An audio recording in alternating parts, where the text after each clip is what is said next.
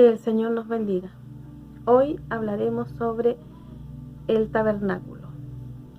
La importancia del tabernáculo se manifiesta en los 13 capítulos que se dedican a hablar de su construcción y su descripción.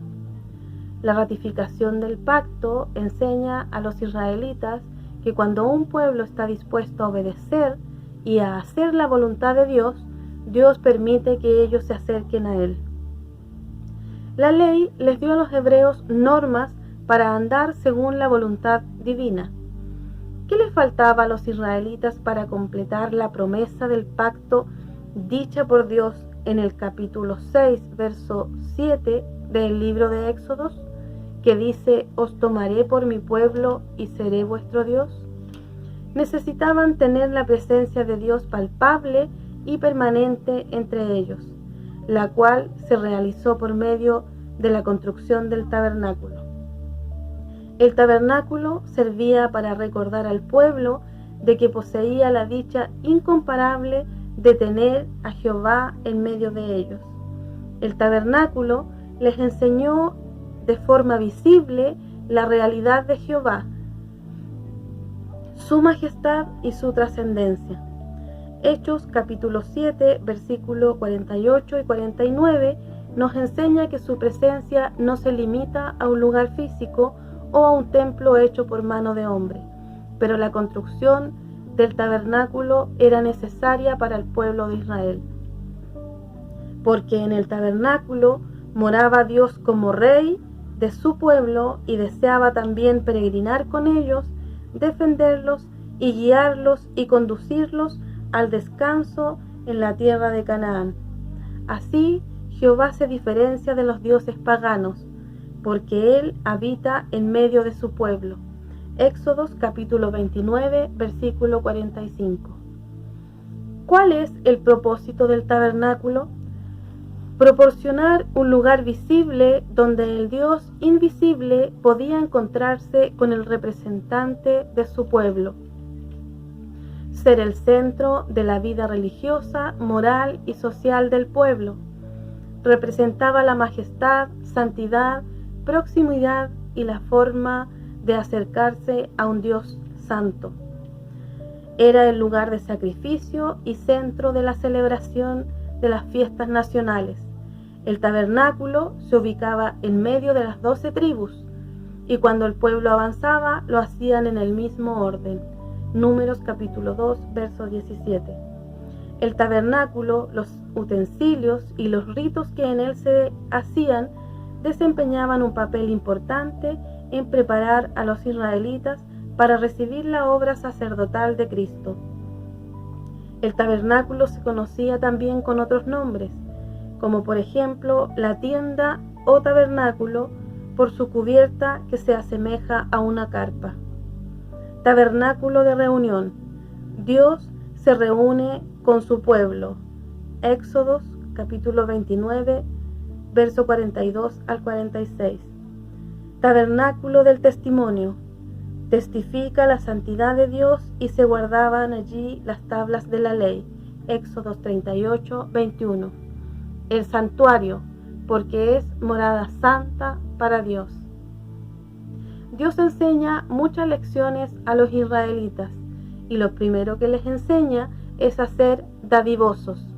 Éxodos capítulo 25, verso 2 nos enseña que Dios pide una ofrenda para la construcción, y esta ofrenda debía ser voluntaria, una ofrenda nacida de un corazón dispuesto, aquella que nace del amor y la gratitud. Esta ofrenda no podía ser lo que no servía, lo que les sobraba o algo de mala calidad, sino debía ser lo mejor de lo mejor. Se calcula que lo recolectado en aquella ocasión al día de hoy equivaldría a más de $1.000.000. Éxodos 35 nos habla de que todos ofrendaron para la construcción del tabernáculo. Dios no necesita de unos pocos, sino de todos, porque también todos disfrutarán y alcanzarán la bendición. Era tanto el gozo de dar que fue necesario suspender la ofrenda. Éxodos capítulo 36, versos 5 al 7. Dios también necesitaba la habilidad, el conocimiento y el trabajo de ellos. Habla también que las mujeres usaban sus manos hilando y bordando las telas primorosas. Éxodos capítulo 35, versos 25 al 26. No debemos olvidar que las mujeres no se tomaban mucho en cuenta en aquella época, pero Dios también tenía planes y bendición para ellas. Éxodos capítulo 35, verso 30 al 35 nos enseña que Dios llamó a Bezaleel y a Aholiab y los llenó de espíritu de sabiduría e inteligencia para trabajar y enseñar a otros cómo labrar la madera, trabajar los metales que se usarían en la construcción del tabernáculo. Aquí vemos por primera vez obrando el don de sabiduría, ciencia y enseñanza. Esto nos enseña que algunos tienen dones, talentos y capacidades especiales, pero trabajo hay para todos. Dios necesita de todos nosotros. ¿Quién hizo el diseño del tabernáculo? Éxodos capítulo 25, del verso 9 al 40, nos habla que todo fue hecho conforme al diseño que Dios le mostró a Moisés en el monte. En otras palabras, el diseñador es Dios mismo. También nos enseña que es Dios quien ordena todo lo relacionado con el culto verdadero. Colosenses capítulo 2, verso 20 al 23, nos enseña que debemos adorar a Dios como Él quiere y como Él nos enseña en su palabra. Al hacer las cosas al modo de Dios, los israelitas fueron recompensados y bendecidos, porque la gloria de Dios llenó la tienda y la nube permaneció en ella. Si deseamos la presencia de Dios en nuestra vida, debemos ser obedientes a su palabra. Todo el tabernáculo estaba hecho con materiales de buena calidad, como metales, maderas y telas exclusivas. Cada uno de estos materiales tiene un significado. La tienda fue construida para ser fácil de armar, desarmar y trasladar.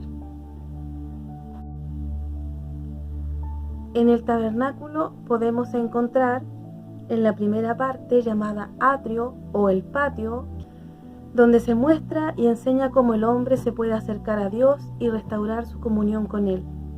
Aquí encontramos el altar de bronce o el altar del holocausto, lugar de la expiación. Se ofrecían sacrificios que simbolizan consagración completa. Éxodos capítulo 27, verso 1 al 8.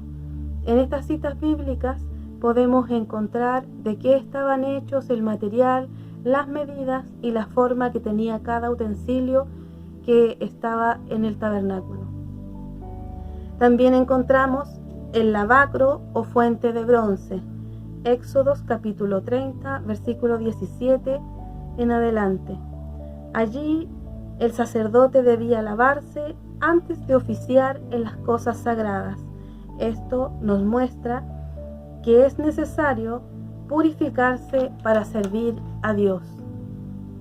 Efesios capítulo 5, 25 al 27 nos dice que el creyente se limpia por medio de su palabra.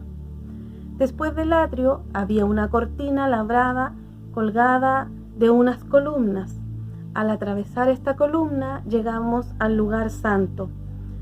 Aquí es donde el sacerdote ministraba. Éxodos capítulo 26, versículo 33. Y allí se encuentra el candelabro o candelero de oro que alumbraba todo el lugar santo.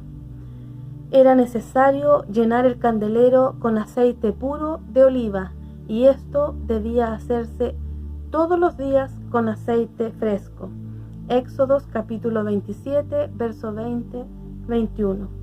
También se encontraba la mesa de los panes de la proposición.